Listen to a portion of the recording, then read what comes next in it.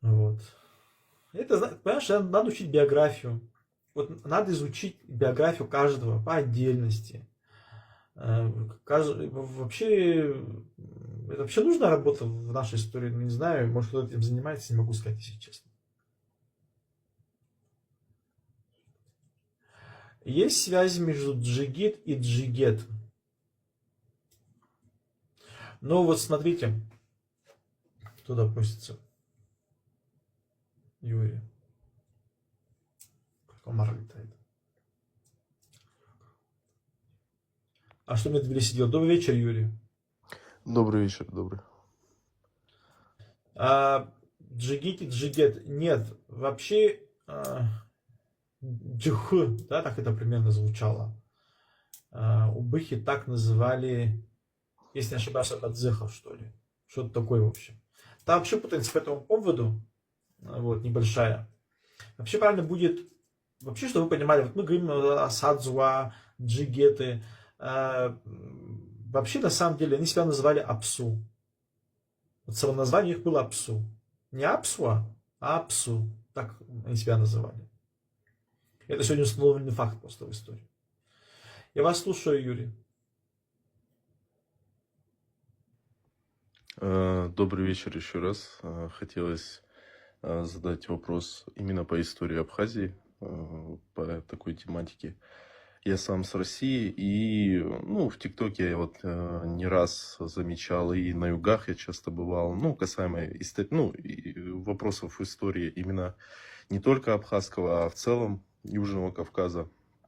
Моментов. Вот хотелось задать такой вопрос. Много споров, как и обычных граждан, людей с абхазской стороны, с грузинской стороны по поводу Абхазского царства. И не первый раз в интернете я видел такие споры. В чем суть моего вопроса с вашей стороны, с вашего мнения? Абхазское царство, понятное дело, не в современной призме понимания как государство, а именно как царство, то есть князья, цари. Абхазская сторона заявляет, что это именно, Абхазское царство именно как наше, именно этнически наше. Грузинская сторона, она же заявляет, что, конечно, те, кто отрицает, что абхаз или там черкесов, адыгов на территории Абхазского царства не было, это, конечно, глупости, но все же. А грузинская сторона заявляет, что это история именно, Грузии. То есть это, именно как не современной призме государственной, именно как царство относится к истории Грузии, к мигрелам, сванам, то есть и также и абхазов, но именно как само владение царством, это не абхазы, типа вот такой спор между двух сторон. Вот хотелось ваше мнение услышать. Ну, во-первых, если открыть любую работу научную, касаемо истории Абхазского царства, не считая советской эпохи, уже в наше современное время есть современная научная работа на эту тему. Нигде вы не увидите, что Абхазское царство назвали грузинским. Нигде. Единственное, в советское время, у меня вот здесь даже есть книга вот такая, «История Абхазии», была издана еще в советское время. И вот здесь, вы знаете, есть глава на эту тему, кстати. Вот я просто что понимаю, как писали вот Абхазское царство. Например, тут есть глава, называется «Абхазское царство и Абхазы». Потом уже тут есть глава «Абхазия в XI и XV века. Абхазия в составе единого грузинского царства». Вообще, как сегодня считает академическая наука? Говорят так. Было Абхазское царство в VIII и X века, конец X века. С конца X века в результате династического брака, да, произошло объединение двух корон. Абхазской и грузинской. Если быть точнее, тогда такого государства, как Грузия, не существовало. Это была территория Таук-Ларджети. То есть это было такое грузинское государство. Там половина населения было армянское, половина было грузинское. Поэтому грузины его называют Таук-Ларджети, а армяне его называют Тайк. И считают его частью своей государственности. Там тоже у них споры идут по этому поводу. Не только с нами, с абхазами. Значит, И уже вот начиная с Баграта считается, что происходила трансформация этого государства в грузинское. Но в силу того, что это государство, вот багратиды получили корону абхазскую, то по традиции свое государство они назвали абхазским. Если даже по сути он таковым уже не был. Вот так будет более правильно говорить. Вы знаете, я вам скажу такой вот пример. Есть монгольское государство Юань на территории Китая. Никто сегодня не спорит о том, Шакро, сейчас тебя выключу отсюда, вы будешь в другом том месте смеяться. Не стойте себя глупых людей, если честно. Как дураки, честное слово. Значит, там была такая история. Вот теперь монголы создали монгольское государство на территории Китая и Монголии. Они его назвали Юань. Но через 150 лет монгольские правители ушли в Монголию, а это государство досталось китайцам. И оно стало китайским государством. Вот что-то вот подобное было и с этим государством. Называть абхазское царство грузинским неправильно и неверно. Вы знаете, у меня вот сегодня тут один грузин мне писал, говорит, что абхазские цари, династия Анасидов или Леонидов, их просто по-разному называют, они предположительно были из рода Ачба. Они говорят, вот языком канцелярии был грузинский язык. Во-первых, к большому сожалению, ни одного указа абхазских царей не существует. Просто их нет. И значит, когда грузины говорят, что якобы абхазские цари пользовались грузинской письменностью, там какие-то указы в канцелярии, я когда задал вопрос, покажите мне эти указы, человек говорит, грузин мне пишет, ну я не знаю, хранится где-то в архиве Грузии. Но послушайте, если это хранилось бы в архиве Грузии, поверьте мне, давно бы это вытащили. Таких документов не существует. Если даже предположим, что абхазские цари пользовались грузинской письменностью, это не значит, что это государство грузинское. Но послушайте, в Древней Руси договора заключались на староболгарском языке. Означает ли это, что государство восточных славян это болгарское государство? Ну нет же, правда же. Или давайте мы с вами возьмем в пример Великое Армянское царство, да, эпоха Тиграна Великого. Ничего, что это действительно было огромное государство от моря до моря, официальным языком канцелярии был значит, имперский арамейский язык, да, на языке, который говорит Иисус Христос. Арамейский язык относится к семитским языкам. Но это не значит, что армяне имеют семитские корни, вы же понимаете? Или давайте возьмем пример та же Лазика. Грузины говорят, что Лазское царство это грузинское царство. Но послушайте, в этом государстве официальным языком был греческий. Означает ли это, что лазы были греками? Ну нет же, правда? Или давайте возьмем пример Иверское царство до нашей эры, которое существовало на территории Картлакахети, да, Восточная Грузия современная. Там письменность была греческая и арамейская. Означает ли это, что там жили не грузины, а жили там семиты и греки там жили? Ну нет же, правда? Вы понимаете, когда люди говорят такие глупости, вы знаете, о чем говорит? То ли эти люди в школе плохо учились в школе, то ли они были плохими учениками, или педагог был плохой. Потому что, знаете, есть какие-то базовые вещи, которые просто надо, ну это элементарные вещи, которые просто надо понимать и знать. И когда люди заходят в интернет и начинают всякие глупости говорить, просто, вы знаете, честно вам хочу сказать, иногда просто не хочется даже спорить, потому что, вы знаете, комментировать постоянно глупости, это как-то уже, знаете, даже несерьезно, что ли. В общем, как-то все так. Или вы знаете, или некоторые люди не понимают, это не только грузины, вообще некоторые люди не понимают, что государство, царство, понимаете, мы же, если мы рассуждаем современными категориями, но в те далекие времена совершенно все было иначе, люди по-другому думали, была другая система государства. Мы вот говорим границы. Границы же тоже, понятие границы это современное понятие, граница, да, но в те далекие времена понятие, вот как мы это сегодня понимаем, границы не существовало даже. Люди даже этого не могут понять. Были определенные владения феодалов, царей, и они были зыбкими довольно-таки. Не было, да, как это, там столб стоит, что вот здесь вот я там, не знаю, Абхазия, там Россия, или там Грузия, Абхазия. Не было таких вещей. И, государство в те далекие времена вообще могло существовать вообще без письменности. Давайте, в пример, возьмем государство ацтеков. Вот сегодня говорят, ну у них было узелковое письмо, ничего подобного.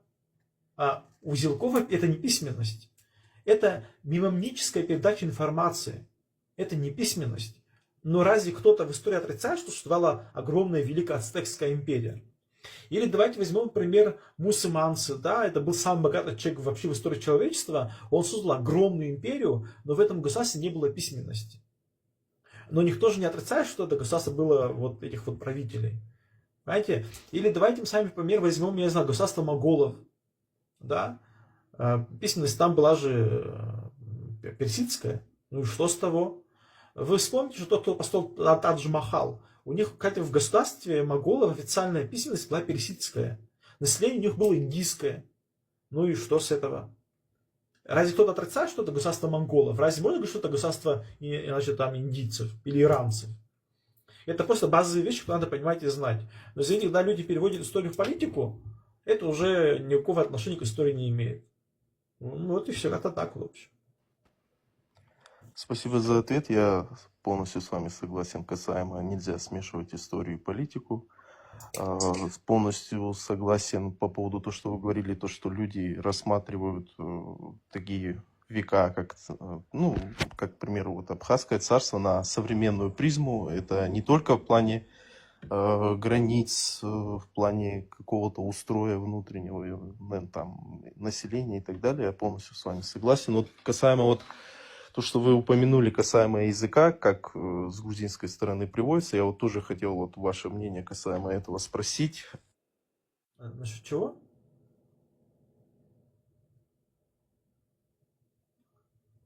Юра, вас не слышно. Денис, тебе ответку записали, видел? Это девушка, которая записала, да, ответ? Я видел, если честно. Конечно, видел. Я как случайно наткнулся, меня даже не указали, я не видел этого. Юра, вас не слышно. Сейчас меня слышно? Сейчас слышно, да. Что-то вы пропали.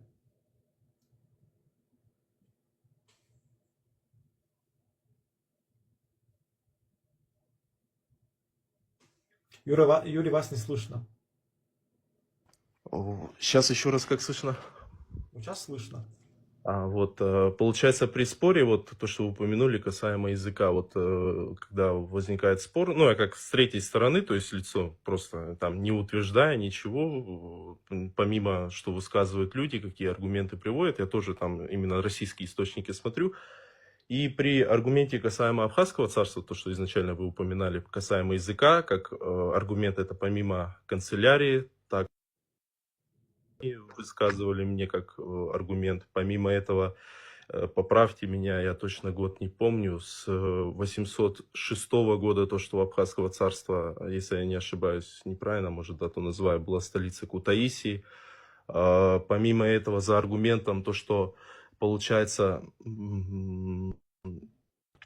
точную дату не знаю, там с 1000... Одну минуту.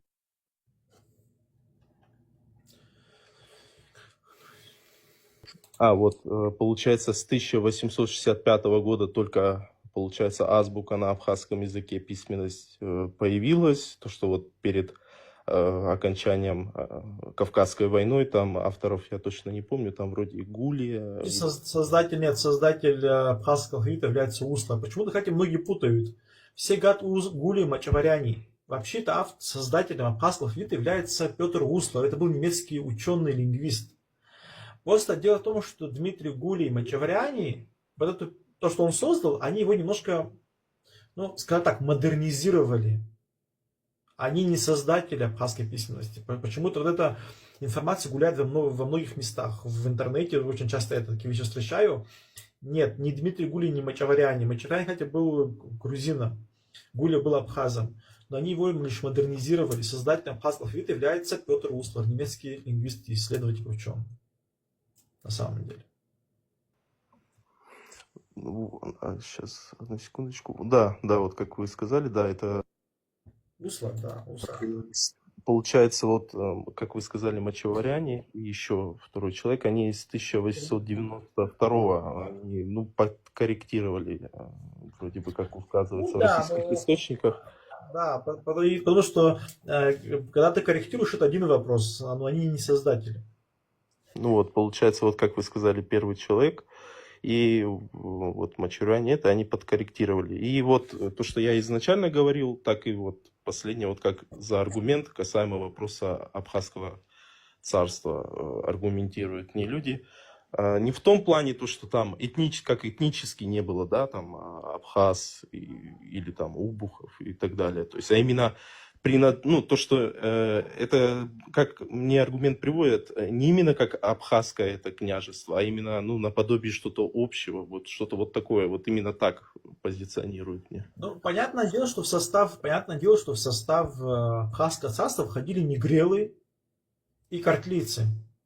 Но мы должны понимать, что понятие племя, народ и нация — это разные вещи. Поверьте мне, тогда негрелы себя явно грузинами себя не считают, они себя сегодня таковыми считают. Сегодня существует грузинская нация. В те далекие времена грузинской нации не существовало. Поэтому, когда, я же говорю, когда люди плохо образованы или они не разбираются совершенно в истории, они начинают говорить какие-то, даже не знаю, как это вообще назвать. Конечно, ясное дело, что история Абхазского царства — это в какой-то степени действительно часть истории грузин, потому что Абхазское царство, как любое государство того времени, оно расширялось. В данном случае, кстати, грузины очень часто говорят, что вот абхазы расширялись в сторону там, где жили картвельские племена или народы, будем так говорить, да, или этносы. Мол, поэтому они хотели типа Грузию объединить. А ничего, что армянские багратиты тоже пытались захватить территорию проживания картвельских народов. Означает ли это, что армяне хотели объединить грузинские народы? Ну нет же. Мы же с вами прекрасно понимаем, что это эпоха феодализма, да, это средневековье, когда не было понятия национального государства. Для любого царя-феодала что было важно? То есть захватить земли, чем больше, тем лучше. Потому что это земля, во-первых. Во-вторых, это крестьяне, которые платили налог, ну и так далее. Что касается по поводу переноса столицы из Нового Афона в Кутаиси. На самом деле, это не означает, что абхазские цари вели общегрузинскую политику. Вообще, если бы царь Леон услышал бы такое, наверное, он бы, в гробу перевернулся бы. Во-первых, мы с вами прекрасно знаем о том, что вообще перенос столицы — это такое нормальное явление для Средневековья. Очень многие государства такими вещами занимались. Потом вы не забывайте, что Кутаиси находился в очень значимом месте. Дело в том, что Кутаиси располагается в долине реки Риони. Дело в том, что в долине реки Риони раньше проходили торговые пути. И для абхазских целей было важно эти пути контролировать. Потому что это вопрос денег для государства. Но послушайте, когда в хазарском государстве было 3 столицы, переносили постоянно из одного места в другое место свою столицу, это о чем говорит? О том, что хазары, я там не знаю, хотели Кавказ свой объединить или что? Просто надо немножко знать не только свою историю, надо знать еще немножко, наверное, мировую историю. И многие вещи станут понятными и ясными. Вот и все. Спасибо большое, благодарю за ответ. Потом, вы знаете, как как вам сказать, давайте вспомним даже вот из истории Руси, да, когда Рюриковичи свою столицу перенесли, например, в Москву, да, кто-то сидел в Киеве, кто-то в Новгороде, кто-то в Москве сидел, вот. Те, кто сидели в Новгороде, там, Новгородское княжество было, или, скажем, вот, давайте вспомним Литовское княжество Великое. Они расширяли свои земли, включили в свой состав земли восточных славян. Означало ли это, что литовское государство хотели объединить славянские земли, создать русское государство? Ну нет же, правда же? Они же заходили из своих личных интересов, правда же? Я же говорю, надо немножко, наверное, мировую историю знать, не только свою. И многие вещи станут понятными. Как-то так, если буквально коротко ответить. Благодарю. И если можно будет еще такой ответ, отойдем от средневековья, феодализма. Хотел до этого, думал, может уже следующий вопрос по поводу Абхазского княжества задать, но я думаю, все на поверхности, и вы до этого с человеком об этом говорили, по этому поводу я вот так зашел под конец вашей речи. И там, все на поверхности, там даже как-то не так интересно, вот как вот сейчас хочу задать вопрос по поводу именно уже это время советизации, Южного Кавказа, период с 1921 года, когда создалась Абхазская, не автономная, а именно Абхазская Советская Социалистическая Республика, по 1931 год. Вот у меня вот 2 вопроса. После советизации, вот, на ваш взгляд, почему, так скажем, большевики создали именно отдельную советскую социалистическую республику, как Абхазия? И второй вопрос, почему ее упразднили? Вообще, на самом деле, там история была следующая. У меня в детстве дома хранятся кое-какие материалы, они просто не в доступе в интернете, и не все это могут читать. Вообще надо какие-то вещи оцифровать и выложить в интернет. У меня есть вот здесь дома хранится одна книга, к сожалению, его нет в интернете, и там опубликован разговор Орджоникидзе с Ефремом Эшба, представителем Абхазии. Я вам скажу, что вообще изначально создавать Абхазское СССР никто не собирался, если честно. Такой цели не было. Но на этом настал Ефрем Эшба и Нестор Лакоба. Когда они общались между собой, эту книгу я вам зачитал бы, там короткий разговор между ними, но где-то у меня лежит, сейчас, у меня просто много книг, сейчас не найду вообще. Потом, может, как-нибудь выложу где-нибудь. Там был такой разговор. Орджоникидзе ему говорит: ну, что вы, мол, планируете? Мол, мы вот, у нас в планах, что ли вы в Грузии присоединяетесь, или вы к РСФСР, да? Ну, то есть Советская Россия. И Ефрем Эшба говорит: нет, мы хотим Советскую Республику. Естественно, что Орджоникидзе не очень это понравилось.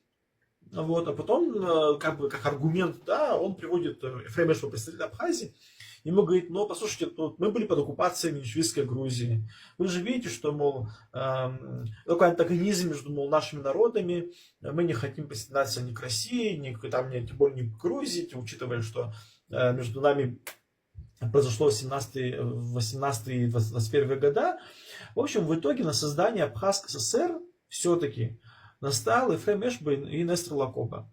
И в конце марта, кстати, они своего добились. Они в итоге провозгласили Абхазскую Советскую Республику. Но вообще от идеи все-таки присоединить Абхазию к Грузии Орджоникидзе не отказывался. И чтобы вы понимали, по большому счету, я вам хочу сказать, что вот это, будем так говорить, когда абхазам дали Советскую Республику, это на самом деле было временно.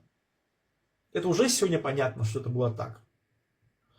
Тогда, конечно же, абхазская политическая элита старалась создать советскую Абхазию, удержать ее как-то, да. Но сегодня, уже пройдя столько времени, перечитывая материалы, анализируя материалы, архивные материалы, мы понимаем, что на самом деле это была такая временная мера, чтобы успокоить абхазов. И что все равно была цель присоединить Абхазию к Грузии. Поэтому, кстати, в 1921 году Сталин перекрыл все финансирование абхазов. Им поставили условия. Им говорят: давайте тогда мы создадим, с Грузией, типа, вы создадите конфедеративная, СССР республика. Там, смотрите, как была. В 21 году в конце мы подписываем с Грузией договор, где Абхазия как бы входила в состав Грузинской ССР, но сама тоже была СССР. Такая, знаете, как бы конструкция такая, да, и получается, в общем. Вроде как бы мы СССР тоже, но как бы и в составе Грузинской ССР, как подчиняемся. И там была в чем разница. Во-первых, была Компартия Грузинской ССР, а Компартии Абхазской ССР не было. И мы в какой-то степени, имея свою СССР-республику, Абхазская ССР оказалась в подчинении Грузинской Компартии. Вот как это получилось. То есть была вот такая конструкция придумана. И все равно, знаете, как бы двойственное такое было положение Абхазии. Как бы вроде бы мы СССР. Но в 1921 году, да, принимали Конституцию. Конституция СССР, Абхазия была названа автономией. Но в Конституции Абхазии 1925 года Абхазия названа СССР Абхазия, а не автономия.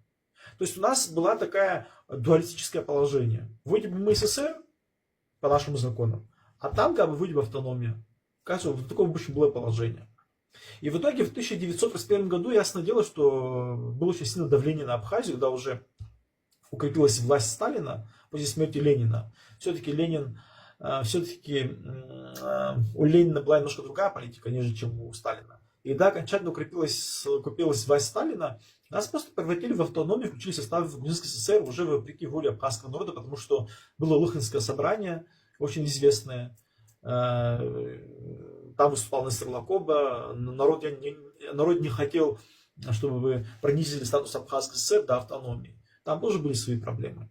Так что, по большому счету, создание Абхазской ССР, это была такая попытка, да, вот абхазского народа создать такое, да, свое государство, да, в рамках единого советского государства, и они его пытались удерживать, насколько это было возможно. Но в 1931 году же, ясно дело, было, что тянуть дальше эту лямку уже было просто невозможно, потому что власть Сталина укрепилась, во власти в Москве уже сидели, и там и Берия был, и Сталин был, и так далее, на нас было очень сильное давление, поэтому нас превратили в автономию, включили в состав окончательно Грузинской ССР. Но все равно факт остается фактом. Существовала Абхазская ССР. Хотим это, кто-то хочет того или нет. Это факт просто. Вот и все. Благодарю. И еще хотел такой вопрос задать. Получается, после уже установления полностью советской власти на просторах интернета информационно я слышал, возникал, когда начиналась, получается, административная граница между республиками, не хочу сказать деление, а вот установление административной границы. На тот период Закавказская Советская Федеративная Республика была. Да, СССР, в чем суть вопроса? Я слышал такую информацию, получается, при вопросах административного деления, это не только Грузии и касаемо Абхазии, получается, озвучилась информация, то, что при вопросе, там, получается, Сочи, когда возникал, я точно не могу проверить эту информацию. Вот касаемо вопроса Сочи, то, что возникало от Дженикидзе, отказался как подарок РСФСР, и касаемо Гагры стал вопрос. Я вам скажу, полностью все переговоры по поводу Сочи Абхазия была самостоятельно, без Грузии. Без Грузии, без Орджоникидзе. Кстати, да, у меня есть документы здесь дома. Кстати, у нас же был спор по поводу АИБКа между Абхазией и Россией. И все документы вытащили, и чтобы вы понимали, везде Абхазия самостоятельно вела эти переговоры. Там нигде не фигурирует Грузия. Грузия с СССР имеет в виду. Добрый вечер. Добрый вечер. Добрый. Как вас зовут? Я Гурас. Меня Денис зовут. Денис зовут. Очень приятно. Я, как бы сказать, хочу прямо разговаривать, потому что какой-то блиц... Ответ-вопрос. Лучше так будет, потому что, например, я рожден в Сухуми, этнический грузин, как вы себе это представляете, но я считаю себя абхазом, например. И интересно мне с вами пообщаться. То есть, как бы сказать, сперва самое главное, самое для меня важное, чтобы установить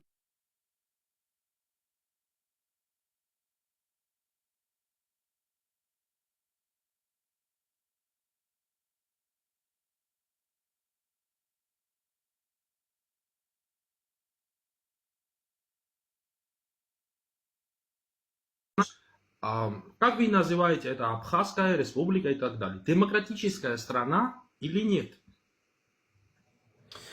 Во-первых... Да или нет? Просто мне интересно, это же демократическая страна. Например, как вы себе представляете? Вообще, что за привычка задавать вопросы и перебивать собеседника? Это во-первых. Это вопрос культуры. Во-вторых, во-первых, вы не мой учитель, я не на экзамене. Это во-вторых. В-третьих, научитесь общаться, пожалуйста. Мы с вами люди взрослые.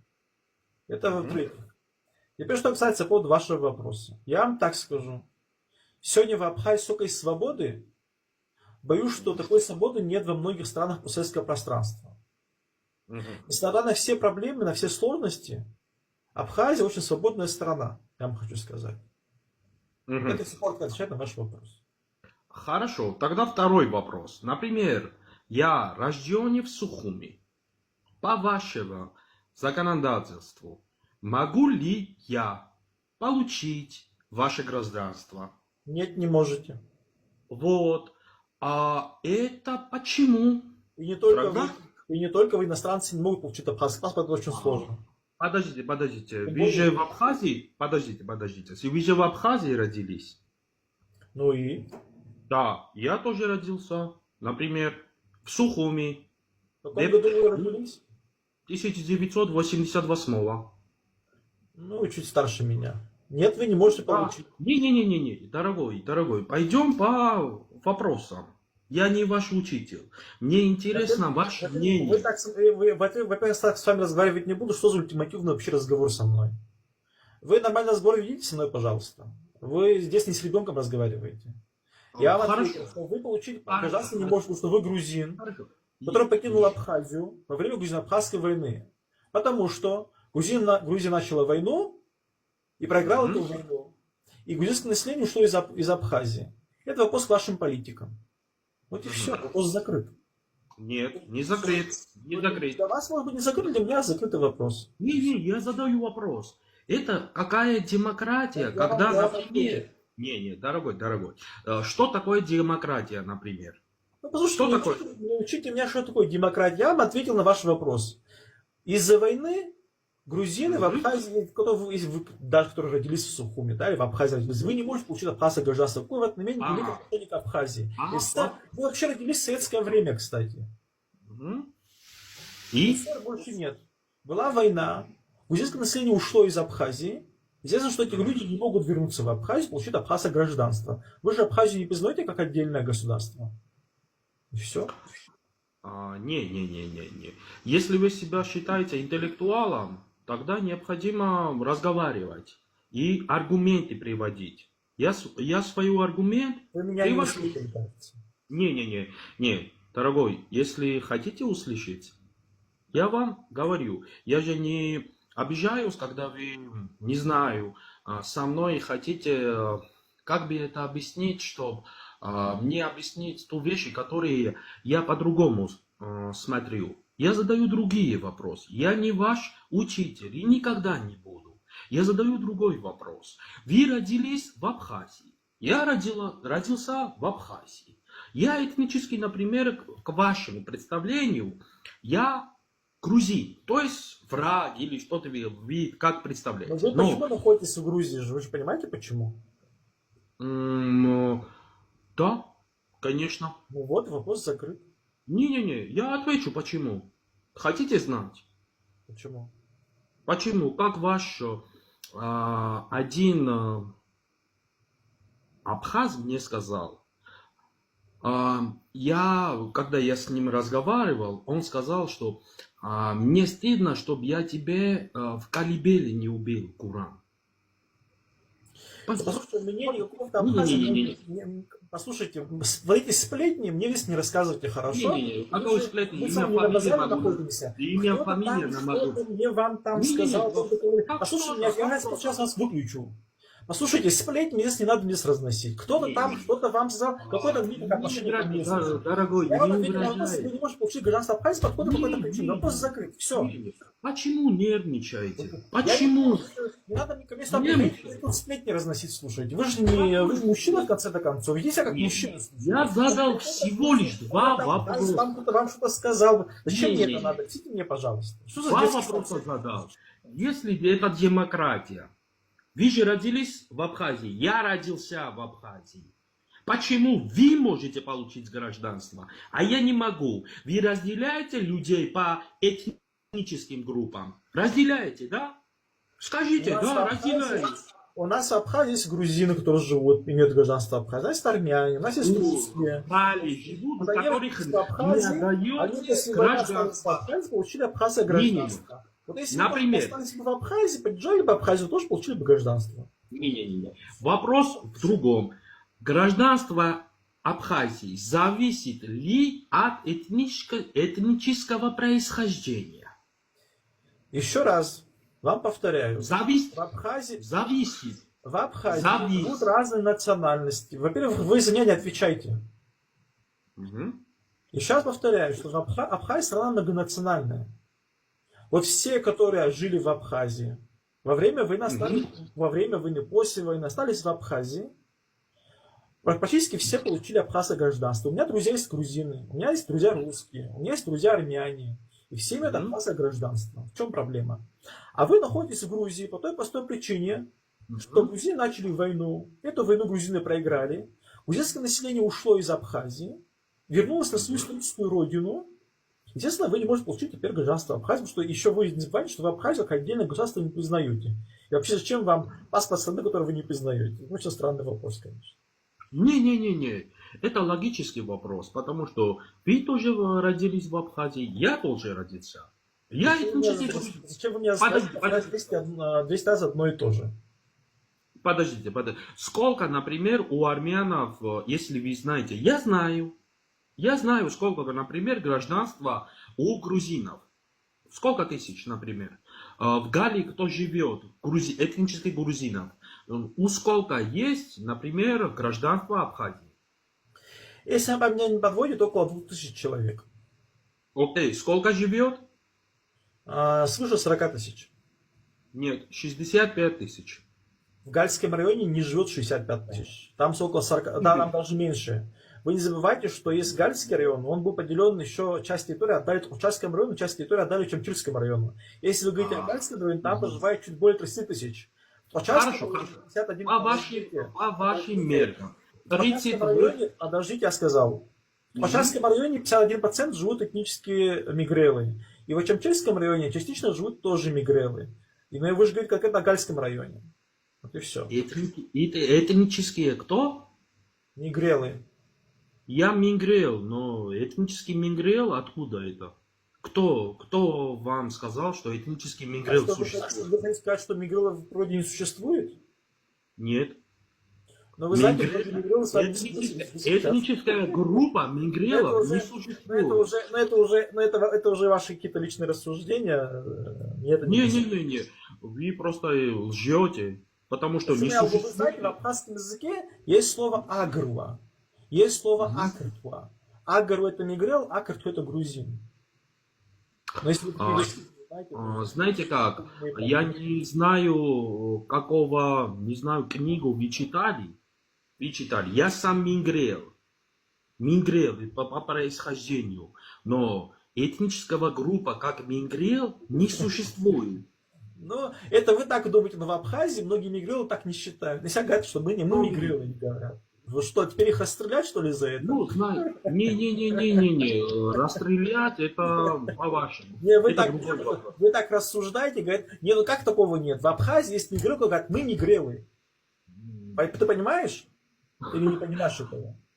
Нет. Они говорят, мы мигрелы, они говорят. Нет, дорогой, вы себе предоставили... Это факт просто исторически, понимаешь? Вот сегодня в Абхазии есть мигрелы, которые говорят, мы мигрелы, мы этнические мигрелы и со своим языком, и со своей культурой. Тебе это может нравиться, может не нравиться, это твои личные проблемы. Зачем ты мне за это? То есть, например, я мигрел. Ты нам тут навязываешь. Не. Мигрел, Доброй ночи всем, доброй. Вот тут, Дюмас, вот тут гостю хочу задать. Если Грузия считает себя демократической страной, то почему она не принимает турков-месхетинцев и остальных хахасских беженцев, которые были изгнаны из Грузии? Хотите, я отвечу? Да, ждем. Да. Обычное дело. Я, например, чтобы они вернулись. Турки-месхи, это, как бы сказать, СССР создала около к 70-м годам, которую потом изменила историю, и месхов, которые были, например, мусульмане, и которых разселили в Казахстане, Узбекистане, в Краснодарском крае, потом в Киримском полуострове. И на сегодняшний день около 10%, по-моему, проживают в Америке. Я за то, что они вернулись. Я против того, чтобы они не вернулись. Они должны вернуться.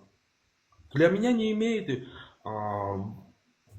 Самый главный вопрос в этом том, что месхи, которые, как бы сказать, проживали в Месхете, они должны вернуться.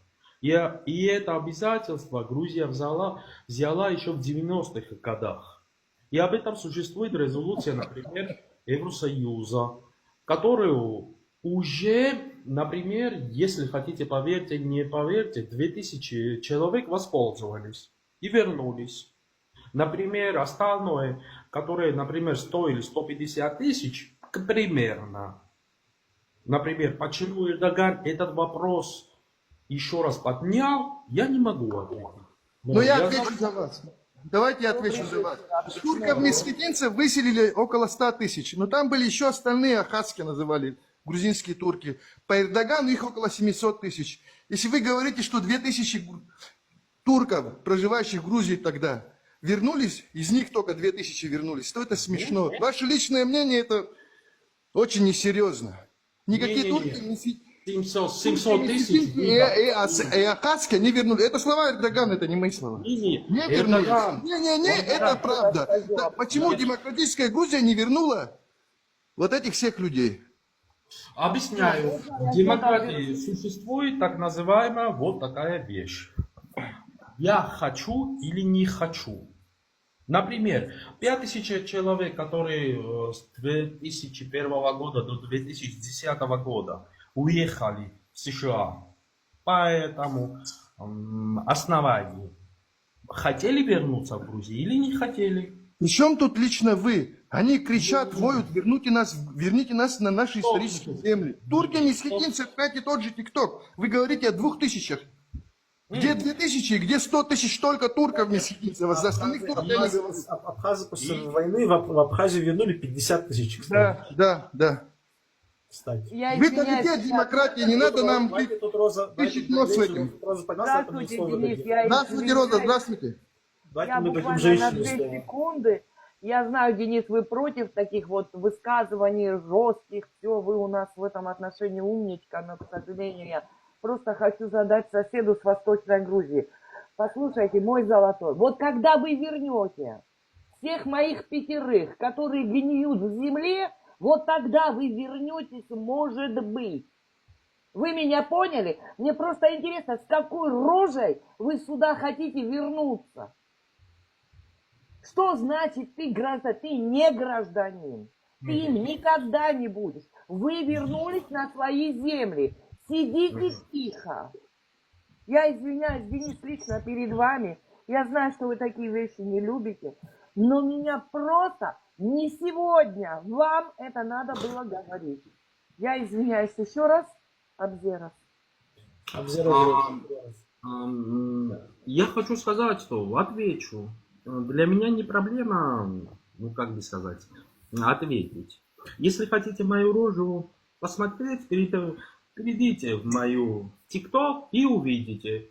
И я очень надеюсь, я в это верю, что вы увидите мою рожу в сухую. Но вместе с этим... Денис, выкини его, я тебя прошу, это Знаешь, не Гурам, происходит. я вообще, знаешь, грузин кто сам приходит, вот такие вещи говорят. Давай, Гурам, я тебе такую одну вещь скажу. Мы, абхазы, живем на своей исторической родине. И мы, грузины, которые, когда началась война грузино-абхазская, поддержали бандитов Мефедрионовича.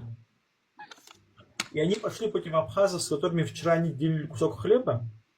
Мы же с вами кавказцы, а на Кавказе такие вещи не прощаются. В Абхазию, Гурам, вот лично ты никогда не вернешься. Запомни это, пожалуйста. Никогда. Всего доброго. Вопрос с тобой закрыт.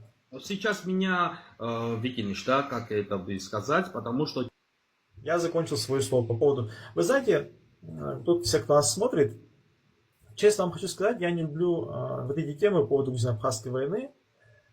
Эти события были не так уж и давно, с точки зрения истории. Я сам ребенок войны, я сам эту войну помню. Вот. И вот эти рассуждения, что мы сейчас туда вернемся, мы вам там покажем, эти рассуждения к чему хорошему не приводят. Вы знаете, мы, абхазы, живем у себя на родине, грузины живут у себя на родине. Вот пускай каждый живет у себя дома. И мы же, абхазы, не лезем в Грузию. И вы к нам тоже лезть не надо. На Кавказе, просто, к сожалению, сегодня многих покинула мудрость кавказская. На Кавказе пролитая кровь не прощается десятилетиями, а то, может быть, и сотни лет. Вот. Мы, извините, не Россия, а Грузия это не Германия. Когда, знаете, некоторые мне тут говорят, вот там, понимаете, вот там, например, Россия, Германия, там, вижу, вот как-то подружились. Вы знаете, Германия претендует на Россию, а Россия на Германию не претендует. Вот. А Кавказ, это дело очень тонкое, как и Восток. Поэтому, сейчас повторюсь, грузины, кто ушли отсюда, вы вернулись на свою историческую родину. Ваших предков переселили к нам в Абхазию после русско-турецкой войны на территории Абхазии в 77-78 года. Первое мигрантское поселение на территории Абхазии появилось в 1879 году, если меня память меня не подводит. В общем, конец 70-х годов 19 века. Ну и в советское время была организация Абхазского переселения в строй. Так что вы вернулись на свою историческую родину. Вот живите там у себя на исторической родине. Давайте никто никому лезть не будет. Мы абхазы у себя, вы там у себя.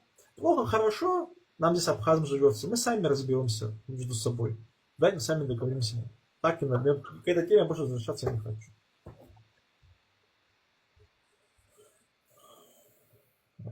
Принять. Аяйра просится в эфир.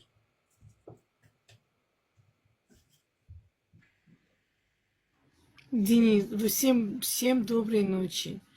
Денис, я тебя очень прошу, дай мне, пожалуйста, модератора. Я хочу тут кое-кого двоих с треском выкинуть. Ну давайте. Я просто... Моей сестре огромный привет передавай. Я просто... Хочу выкинуть их с треском. Знаешь, просто вот удовольствие такое. Спасибо. У нас тут грузины сидят. Сделайте модератором. Ай-ей. Денис, рада тебя видеть, слышать. Спасибо. Я сейчас тут пытаюсь разобраться, как дать модератора, потому что когда Владимир заходил, какие-то изменения, так понимаю, да? Так, минуточку. Сделать модератором. Так, проверить твои комментарии. Заблокировать, подтвердить. Вроде бы сделал, как-то так. Вроде бы разобрался. Все, спасибо, молодец. Все это будет. Сейчас они у меня вылетят тут кое-кто. Ты не против, нет? Нет, я не против. Выкидывать их отсюда, если видишь, что они наносят вред. Да, все, хорошо, Денис, давайте хорошего эфира. Я тоже скоро буду отдыхать. Завтра у меня не надо по работе. Тоже завтра у меня дела. Вот. В общем, все как-то так. Денис, с вашего позволения, можно я добавлю от себя? Да, конечно. Касаемо то, что вы высказались, не любите, ну, при диалоге с человеком, с Гурамом, если я не ошибаюсь, его звали, вы высказались, то, что вообще касаемо политики и вот темы именно войны в Абхазии, то, что не любите, я с вами солидарен и согласен, это раз. Во-вторых, когда я не знаю, как человека зовут, он с нами упомянул Гураму по поводу турков-месхетинцев, я хотел от себя добавить, я не хотел вас перебивать просто, но я не знаю, смотрит Гурам или нет, но те люди, которые присутствуют, я вот хотел от себя добавить. Именно со стороны грузинского, я и в интернет-поле изучаю это, и у меня, как и у вас, присутствуют именно грузины, мигрелы, я по этому тематике, ну, обобщенно, в общем, обо всем общаюсь. И вот то, что он высказался, человек, по поводу возвращения турков-месхетинцев, то, что как Гурам ответил, то, что да, там напротив, да, там резолюцию, там Грузия, как он высказался, 90-х, возвращать и так далее. На реалиях, то есть даже и касаемо гражданства, то, что он высказал, вот в Абхазии демократическая страна, почему мне не дают и так далее, не могут дать, то есть во-первых, это не только в Абхазии и в самой Грузии. Факт рождения там, в Абхазии или в Грузии это не гарантирует получение гражданства, даже на упрощенном варианте. То есть это не только в Абхазии, в Грузии. Я вот, допустим, с грузинами по этой тематике общался. Вот банальная ситуация. Человек документально рожден в Грузии. Присутствуют родственники с гражданством Грузии. Это и родители, это и в официальном браке с человеком, это и ребенок, а в итоге грузинское государство не дает гражданство. Кстати, очень много фактов таких об этом известно. Даже в интернете я читал по этому поводу. Многие грузины возмущаются. То есть он грузин и не может получить грузинский паспорт. Там даже была Все история, верно. когда человек выехал куда-то жить на какое-то время, в Турцию, что ли, а вернувшись, ему отказывают давать паспорт грузинский. Все верно. И У вот нас в Абхазии такого нет. Если вот ты абхаз, где бы ты ни был, у нас по закону, где бы ты ни был, если ты абхаз, ты получаешь абхазский паспорт. Никак. А в Грузии даже сами грузины некоторые не могут получить грузинский паспорт. Вообще это удивительно, если честно. Как-то так. Тоже не так, какая-то странная политика. безусловно, я вот когда с людьми общался, я говорю, слушайте, а как так у вас, ну, даже банально вот ради интереса при диалоге с людьми, я говорю, слушайте, давайте банально Конституцию Грузии откроем. Я точно не скажу статью, я наизусть ее не помню, но там четко прописано, гарантируется гражданство по крови и по месту рождения. Вот как так? Как такое может быть? Вот мне вот, ну, не буду выражаться плохими словами, в общем, определенные личности говорят, вот там вот в гражданством, федеральном законе, или как это вот у них, типа, по поводу гражданства, вот там вот исключение. А я говорю, послушайте, у вас же Конституция, как и во многих странах, это высший закон, и Конституция, любой федеральный закон, там, внутримуниципалитетный и так далее, там, он не может же противоречить. Выше это закон, Конституция, как так?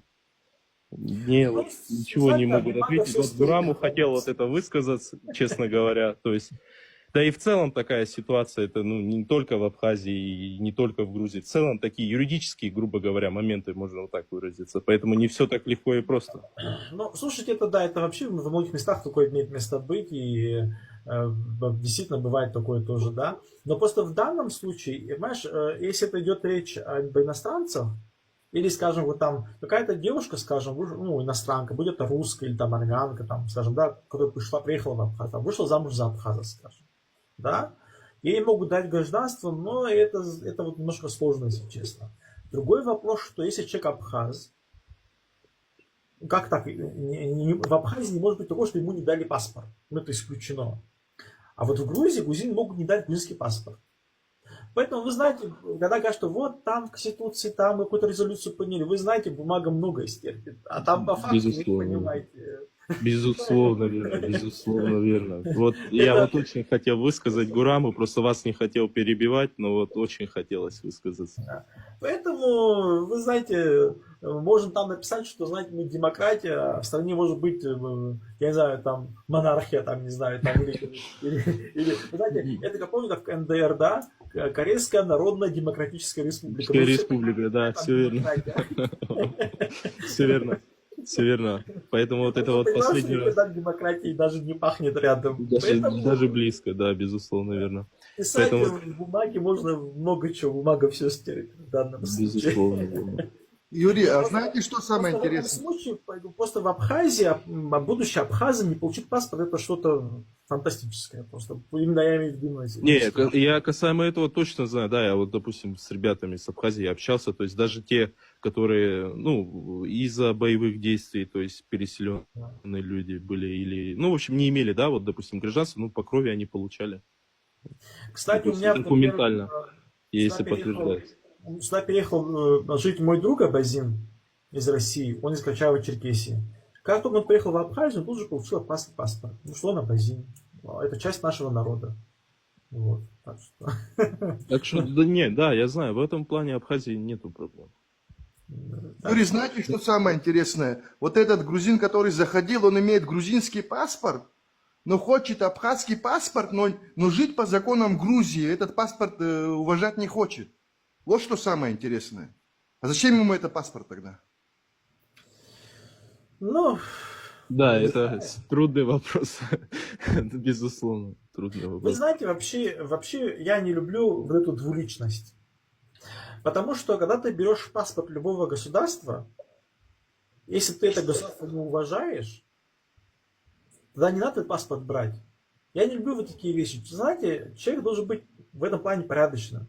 У нас, знаете, бывает, что человек берет паспорт, да, там какого-то государства, пользуется всеми благами, там, грубо говоря, да, но почему-то, когда там какие-то сложности, он не хочет, да, там, чем-то помочь этому государству. То есть паспортом пользоваться тебе еще даже хочется. Вот, да? А когда какие-то вопросы, тебе не хочется. Понимаете, это просто двуличность, непорядочность.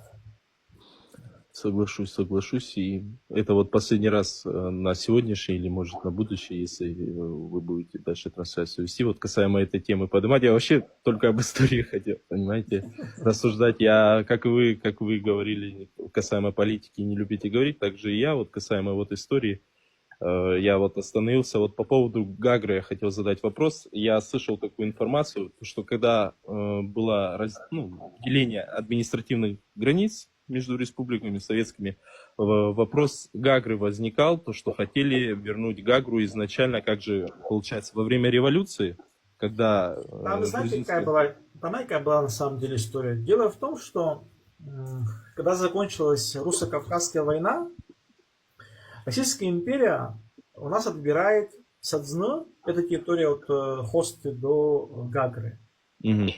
То есть эту территорию официально включили в состав Российской империи. И граница проходила вот в районе города Гагр. Но потом, когда в 1918 году Грузинская меньшевистская республика оккупирует Абхазию, они прошлись еще дальше и дошли до Туапсе. Кстати, я вам такую историю расскажу.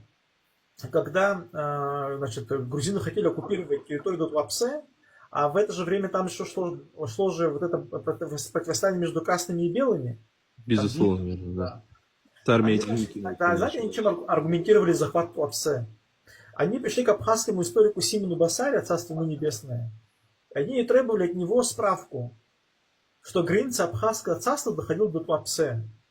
Но, мол, мы когда-то были единым царством, и граница же доходила до Туапсе, под этим соусом они захватывали, в общем, Туапсе. Хотя Симон Басарь им в этом отказал.